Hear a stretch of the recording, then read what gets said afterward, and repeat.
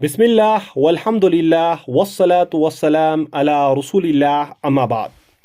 Following the sunnah.com की पेशकश रमज़ानुल मुबारक साल 1446 हिजरी के लिए मुख्तसर फ़वाइद का सिलसिला।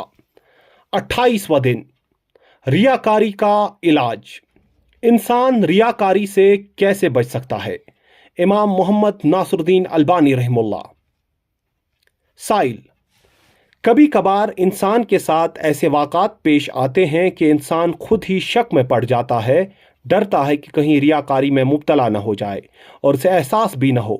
मसलन आप किसी पब्लिक बस में बैठते हैं और देखते हैं कि कोई शख्स कुरान हिफ्ज़ कर रहा है या कुरान पढ़ रहा है और सारे लोग उसे देख रहे होते हैं। बाज़ लोग समझेंगे कि ये दिखावे के लिए पढ़ रहा है और बाज़ समझेंगे कि वो वाकई कुरान पढ़ रहा है। तो इस सिलसिले में क्या सही जवाब होगा और इंसान कैसे मुकम्मल तौर पर रियाकारी से बच सकता है और इस बात का यकीन कर सकता है कि वो रियाकारी में नहीं पड़ा? जज़ाकल्लाहु खैरन।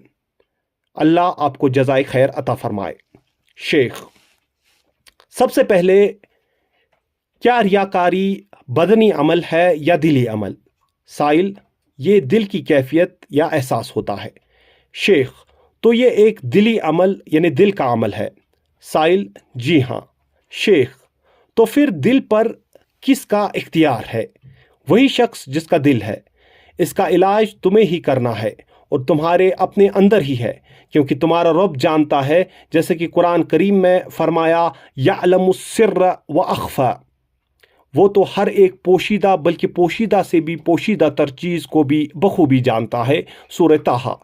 तो ये जो शख्स लोगों की जमात की मौजूदगी में कुरान पढ़ रहा हो, ये वो वाहिद या इकलौती सूरत नहीं है जिसमें एक मुसलमान को अपने ऊपर रियाकारी का खदशा हो, बल्कि ये सूरत हमारे तमाम शरई अमाल में बार बार पेश आ सकती है।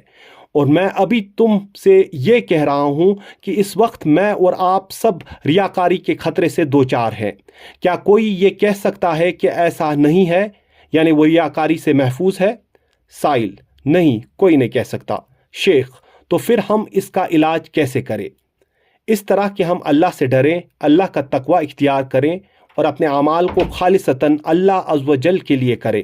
फिर हमें इस बात की परवाह नहीं करनी चाहिए कि लोग हमें देख रहे हैं और ये गुमान कर रहे हैं कि हम रिया के लिए कुरान पढ़ रहे हैं या रिया के लिए इल्म सीख रहे हैं। हमें लोगों की परवाह नहीं करनी चाहिए।